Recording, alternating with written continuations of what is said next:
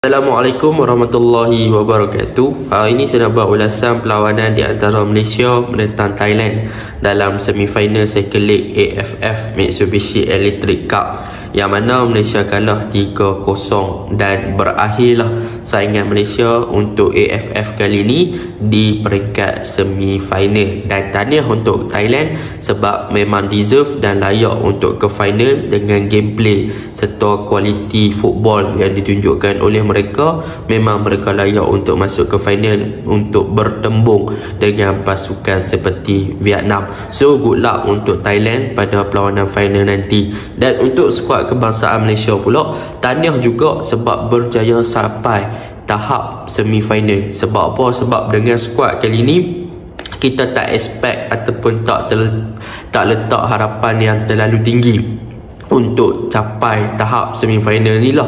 Tetapi dengan orang kata apa, kesungguhan dan juga determination yang ditunjukkan oleh pemain-pemain kita, mereka berjaya untuk sampai tahap semifinal. So tahniah lah, anda telah lakukan yang terbaik dan anda telah mengorbankan masa anda untuk skuad kebangsaan. Jadi janganlah kecewa, cuma untuk masa akan datang boleh perbaiki lagi kelemahan-kelemahan dan juga kekurangan yang ada untuk memantapkan lagi skuad kebangsaan kita. Dan untuk Kipanggun pula, pada perlawanan ni kalau kita lihat memang ada beberapa rotation yang dilakukan yang boleh dikatakan memberi impak kepada perubahan corak permainan pasukan Malaysia. Dan untuk Kipanggun juga, tahniah juga sebab bawa Malaysia sampai semifinal, dan mungkin ini adalah salah satu cara untuk dia kena pasti apa lagi kelemahan Malaysia dan apa lagi preparation yang perlu beliau lakukan untuk saingan Piala Asia yang akan datang lah. So dia ada masa lagi untuk memperbaiki dan juga memperkuatkan skuad kebangsaan kita sebelum saingan Piala Asia yang sebenar bermula. Okey, tanpa membuang masa, mari kita masuk ke dalam ulasan perlawanan. Untuk ulasan perlawanan kali ini, saya akan mulakan dengan pasukan Malaysia. Apakah kekurangan dan juga apakah kelemahan pasukan Malaysia yang akan saya cakap terlebih dahulu.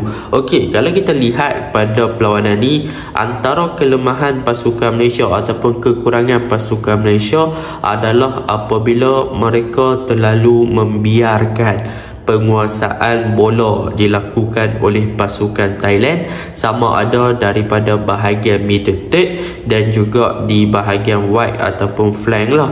Sebab kalau kita lihat ketiga-tiga gol yang dilakukan oleh pasukan Thailand, sama ada daripada Tirasil, sama ada daripada Bordin ataupun daripada Adisak Kraison, ketiga-tiga gol adalah berpunca daripada hantaran-hantaran di bahagian sisi. Tirasil dari bahagian kiri, Bordin dan juga Adisak Kraison adalah dari bahagian kanan. So kalau kita lihat pada perlawanan ni, memang pasukan Malaysia menghadapi sedikit kesukaran dalam mengekang asakan dan juga untuk memblok ataupun menghalang hantaran-hantaran lintang ataupun cutback yang dilakukan oleh pemain-pemain Thailand ke dalam kotak penalti. Dan kita boleh lihat pemain-pemain Thailand amat selesa dalam pengawalan ataupun juga penguasaan bola di kawasan wide area. Jadi itu antara kelemahan pertama lah, apabila wingback pasukan Malaysia sendiri tak mampu untuk absorb dan juga tak mampu untuk menyerap serangan-serangan yang dilakukan oleh pasukan Thailand, terutamanya di bahagian kanan ataupun bahagian kiri sisi padang, yang membolehkan Thailand lebih selesa untuk menghantar hantaran-hantaran ke dalam di box pasukan Malaysia untuk mencari target man mereka. Di first half adalah Terasi Danda dan juga di second half adalah daripada Adisak Kraison. So benda tu yang menjadi kelemahan untuk pasukan Malaysia.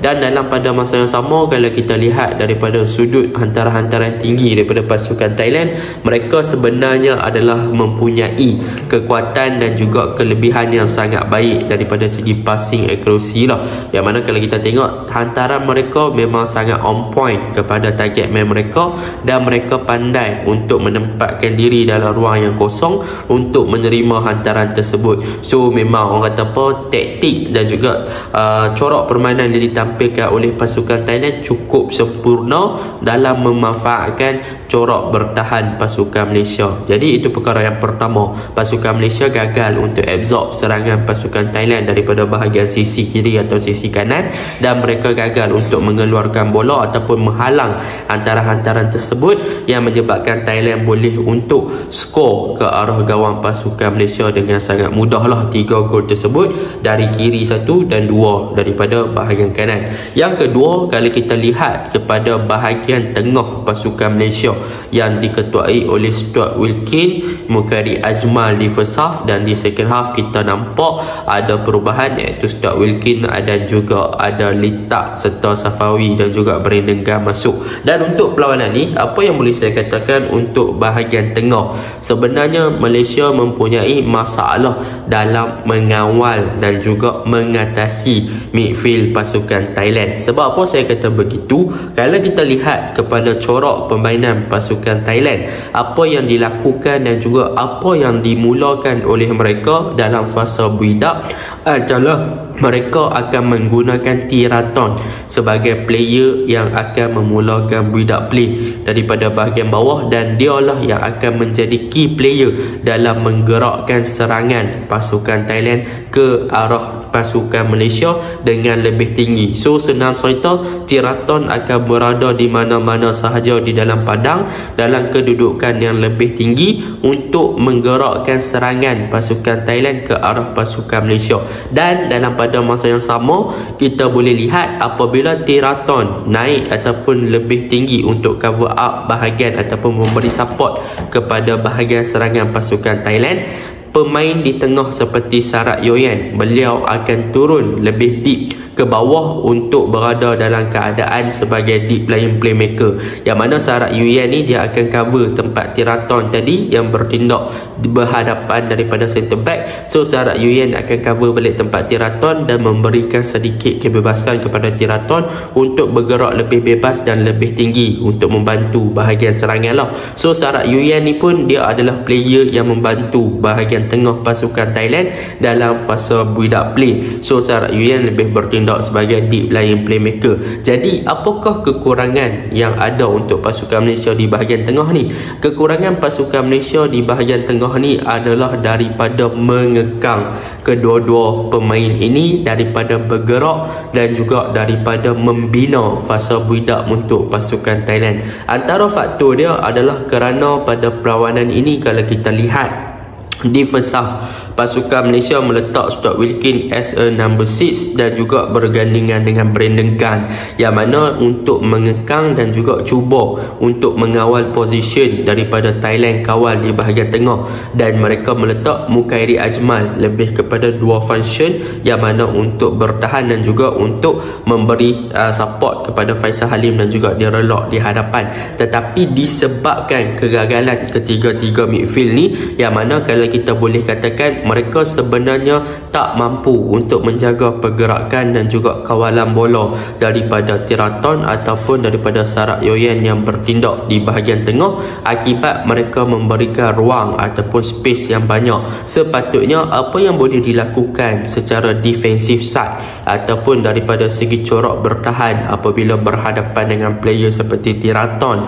ataupun Sarat Yoyan adalah mereka sepatutnya lebih perlu untuk bertahan secara man to man marking, bukannya bertahan dalam organisasi bertahan sahaja bermain dengan deep block ataupun untuk berada dalam defensive structure tanpa ada man to man marking. Jadi apabila tak ada man to man marking ataupun kawalan yang ketat ke atas pergerakan daripada Tiraton, terutamanya daripada off ball movement dan juga daripada with ball movement, maka kita boleh tengok Tiraton akan ada banyak free space untuk beliau exploit dan boleh bawa ataupun progress the ball dengan lebih tinggi, disebabkan tak ada player yang menjaga beliau untuk situasi one on one punya marking. Jadi disebabkan itulah kita boleh lihat Tiraton amat selesa apabila beliau pegang bola, dan walaupun tanpa bola beliau lebih selesa untuk membuat larian-larian dalam kawasan yang kosong untuk beliau membantu bahagian serangan. So akibat itulah kita boleh tengok bahagian tengah pasukan Malaysia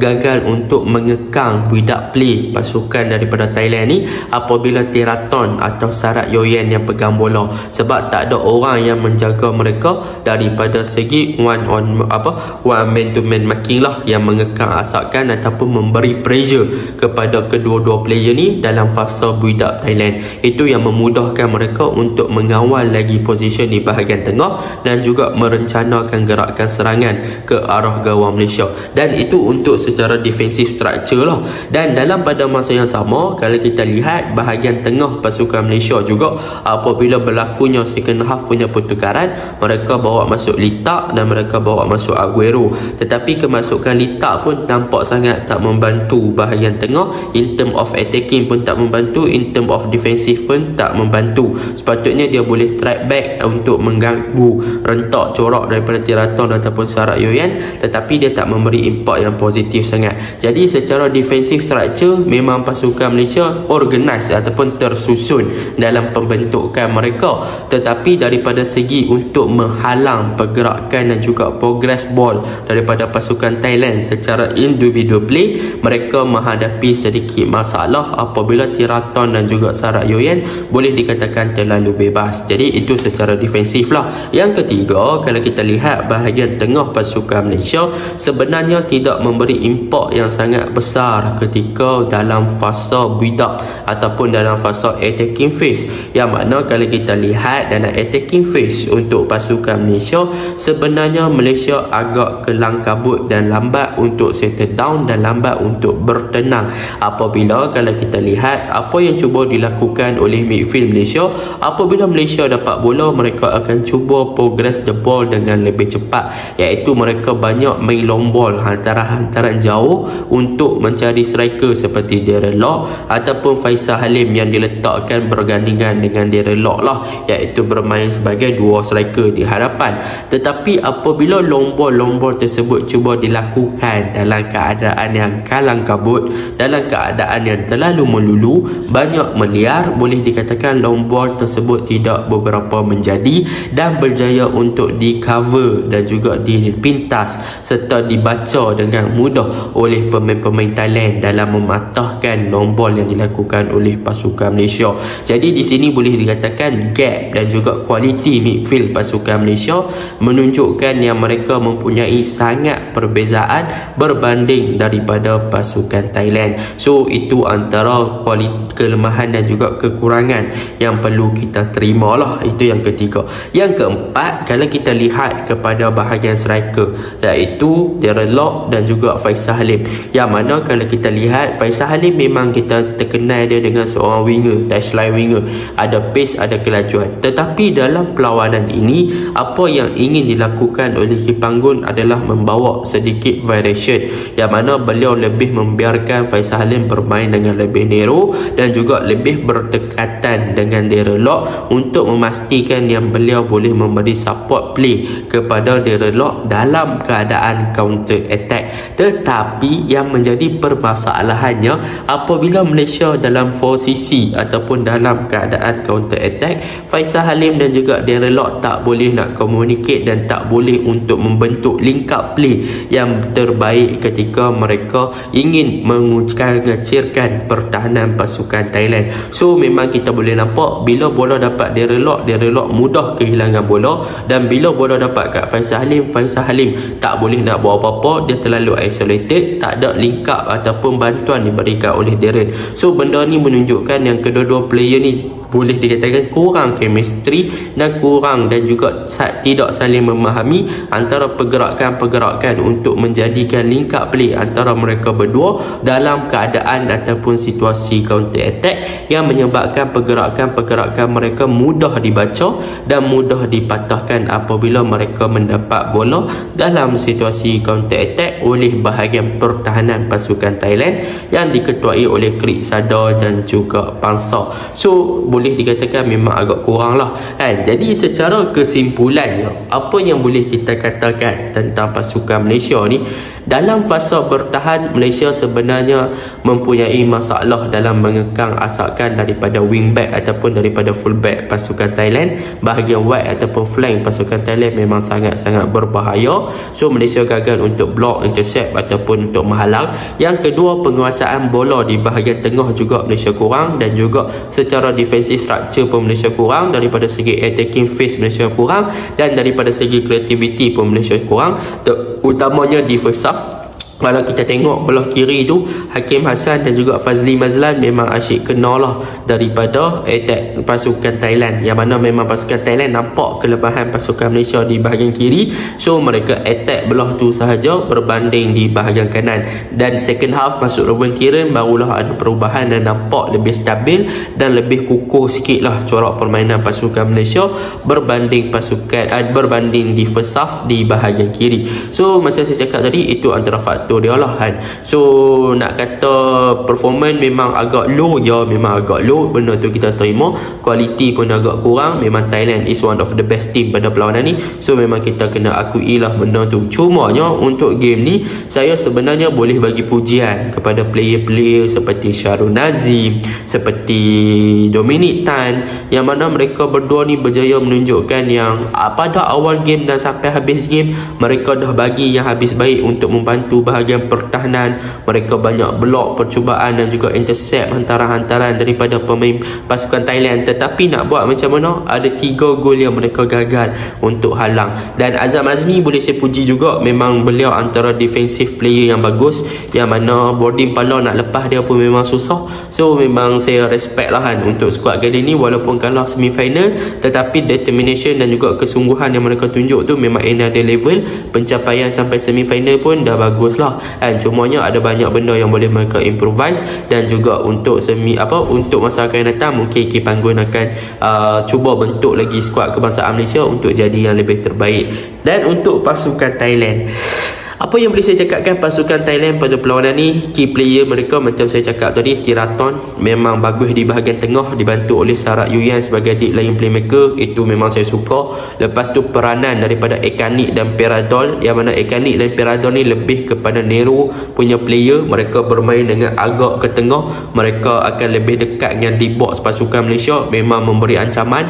Dan mereka juga mendapat support yang bagus daripada fullback. Kalau kita lihat untuk game ni, Sasalak di bahagian kiri dan juga Sufanan di bahagian kanan memang marvelous. Mereka menunjukkan definition of offensive fullback yang sebenar, bagaimana buat overlap, bagaimana cross, bagaimana bertahan. So memang solid, and jadi memang benda tu bagus. Terasil dalam kotak penalti berbahaya. Boarding pala player muda mempunyai individual skill yang bagus dan finishing yang bagus. Adisak reaction yang bagus untuk defend. Palsa dan juga Krik Sadar pun bermain dengan cemerlang. Yang paling boleh saya puji Krik Sadar lah kan. Ball playing defender bagus gila dia ni. Secara defending pun dia bagus, secara attacking phase pun dia bagus, build up play pun dia banyak bantu, progress the ball. So memang saya nak kata Thailand ni memang antara another level lah, another level. So benda tu kita kena akui lah. Tetapi apa-apa pun, tahniah sekali lagi untuk Thailand sebab layak ke final, dan tahniah untuk skuad kebangsaan Malaysia. Walaupun kalah, anda tetap menang di hati lah. And itu je lah. Assalamualaikum.